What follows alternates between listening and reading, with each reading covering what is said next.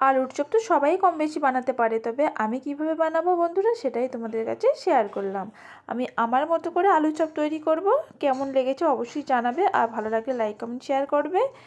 আর দেরি না করে চলো বন্ধুরা শুরু করি। আজকে ছোট্ট চ্যানেল থেকে সবাইকে অনেক অনেক ভালোবাসা।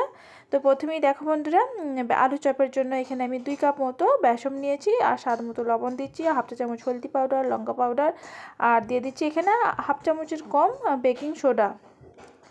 আর এই সব কিছু শুকনো উপকরণকে খুব সুন্দরভাবে মিশিয়ে নেব। তারপরে একটু একটু পানি দিয়ে একটা সুন্দর ব্যাটার তৈরি করে নেব।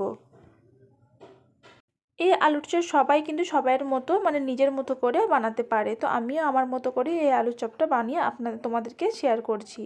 আশা রাখছি তোমাদের এই রেসিপিটা ভালো লাগবে। তোমরা চাইলে একবার আমার মতো করে বানাতে পারো। আর এখানে দেখো বন্ধুরা, একটু একটু পানি দিয়ে সুন্দর একটা ব্যাটার তৈরি করে নিতে হবে। আর আলু রেডি করার আগে কিন্তু আমি এই কাজটা তৈরি করে রাখছি। যদি আধা ঘন্টা আগেই যদি এই বেসমের ঘোলটা তৈরি করে রাখা হয়, তাহলে দেখবে বন্ধুরা অনেকটা ক্রিসপি হবে। আর এখানে কি দিলাম বলো তো বন্ধুরা, একটা সিক্রেট জিনিস ব্যবহার করেছি।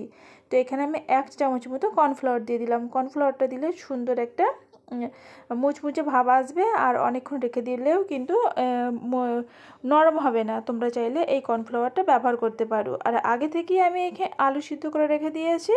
আর এখানে ছোট ছোট সাইজের 3টে আলু নিয়েছি।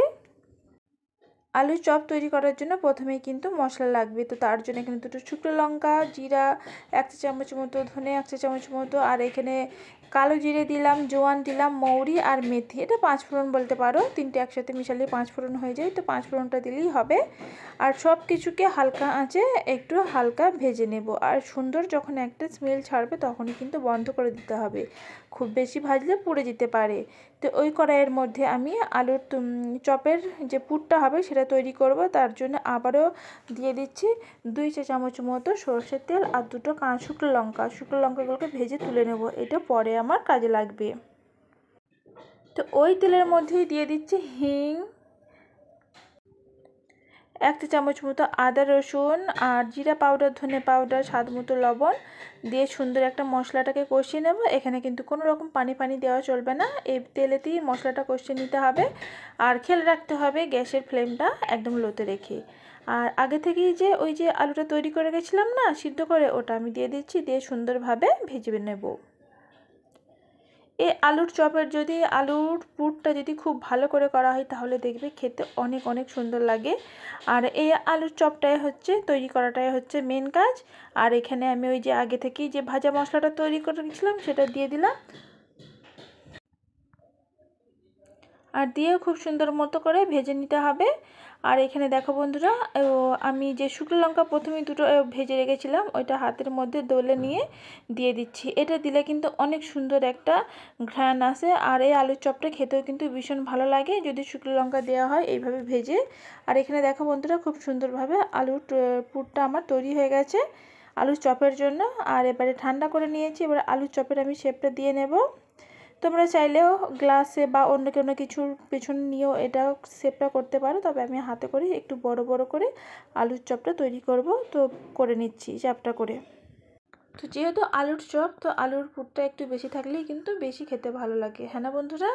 তোমাদের কেমন লাগে অবশ্যই জানাবে, আলু না আলুর ওপরে যে স্কিনটা থাকে সেটা। তো যাই হোক বন্ধুরা, এবারে একটা আলুর চপ করার জন্য বা ভাজার জন্য আমি আগে থেকেই তেল গরম বসিয়ে দিয়েছি।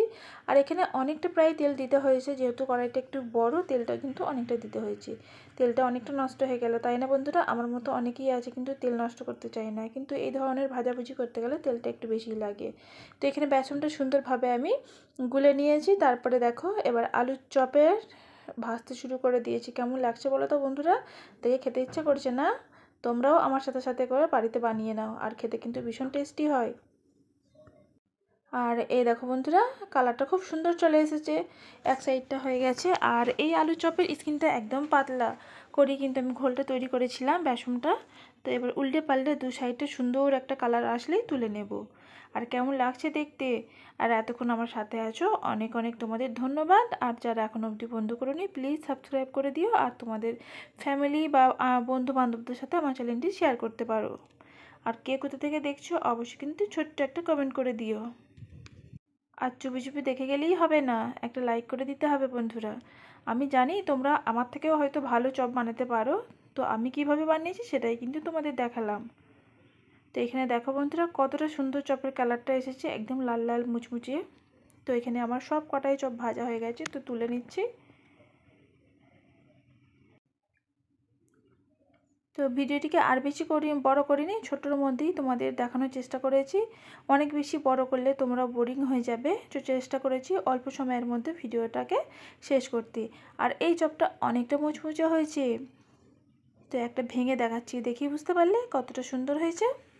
একদম আলুর পুরে ঠাসা আর ওপরে গরম গরম এই চপ কেমন লাগবে বলো তো। এতক্ষণ আমার সাথে থাকার জন্য অসংখ্য ধন্যবাদ।